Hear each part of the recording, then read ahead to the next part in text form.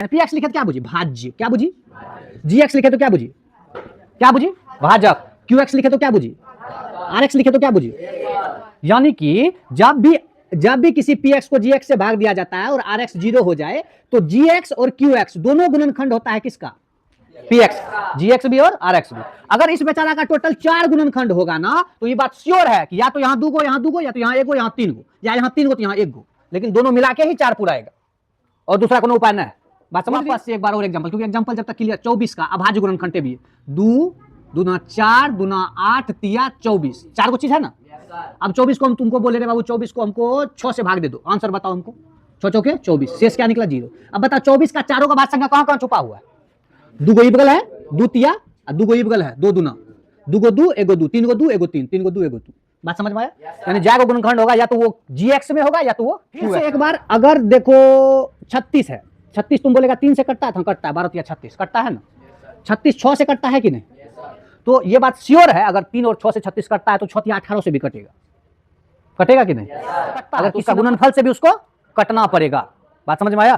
तो अगर 3 से कटे 36 और 6 से कटे तो हम बोल देंगे 6 तिया 18 से भी कटेगा। ये बात श्योर है। बात समझ गई? यानी किसी नंबर का अगर 2 गुणनखंड हो तो एक गुणनखंड उसका गुणनफल भी होता है। बात समझ गए? गुणनखंड हो गया। हम तुमको बोले कि इसका एक गुणनखंड है x - 1, एक हुआ। इसका दूसरा गुणनखंड है x + 2, ठीक है।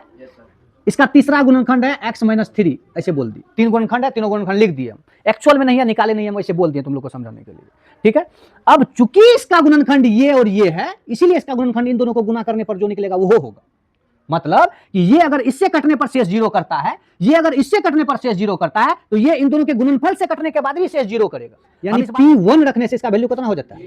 यानी x = 1 इसका क्या है? शून्य। तो सिंस x + 1 इसका शून्यांक है, इसीलिए इसका एक गुणनखंड कौन होगा पता है? x - 1। बात समझा? क्यों?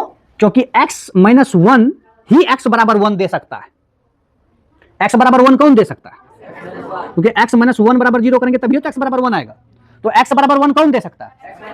तो अगर x = 1 इसका एक गुणनखंड है तो x = 1 इसका शून्यांक है, तो x - 1 इसका क्या होगा? गुणनखंड। अब बताओ कि अगर इसका एक शून्यांक 2 है तो इसका एक गुणनखंड क्या होगा? x - 2 होगा कि नहीं? अगर इसका एक शून्यांक -2 है तो इसका गुणनखंड कौन होगा? x + 2। बात समझ में आया? इसे बोलते हैं गुणनखंड पर में कि अगर